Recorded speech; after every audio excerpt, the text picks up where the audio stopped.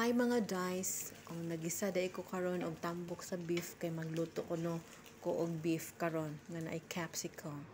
Mao na siya atong mga ingredients usa ka kilo nga beef around 25 dirhams na atay green and yellow bell pepper og onion. So ato nang ibutang ang onion para mag-start na ta sa ato ang recipe kunuhay. Pero wala ako kabalog unsay exact name ano siya nga recipe. So mekos-mekos lang na nato para magbuwag kunuhay na sila dinha. Kay nagsige sila og uban. After ato na ibutang ang beef para maluto na dayon siya. Kay dugay-dugay ra ba na siya maluto ang beef. Pero before na maluto, amo man na siyang ibabad sa vinegar para kuno dugay maghulat. Diba? Napura na siya mga unod. Ang amo ang gipalit og toyo. So, mekos lang na siya din usa. While waiting usa tano. So, mauna siya ang atong sudan karong gabi una beef with capsicum. Oyster sauce. Ana siya ang hanggamay. Diba? Ang next nga ibutang ana is chili flakes. Asa naman chili flakes na ulhi man akong nag-una man akong voice over town Lord tabang. Kapuya pa dahil mag voice over ay kay magsigitag huwat. Nanaang kamatis di ay ang sunod. Kamatis di ay man ang gisunod di ay sus Ginoo ko Lord tabangi.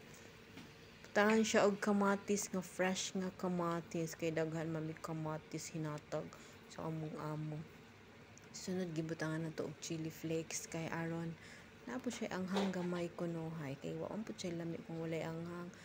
Garlic powder, social ang inyong inday naka garlic powder. Sa Pilipinas dili mo ko kapalit og garlic powder. Pepper, di ba? May pepper pa si inday. Di na siya papil ha. Pepper. Di na siya pepper. Diba? Asin. Unsa ka naman kay resulta niya ito nga porti naman itong daghanang asin o pepper ang gibutang in taon Lord. Buti na lang meron siyang nilagay na Tagalog guys. So to siya oyster sauce di ay. Ay nako Lord.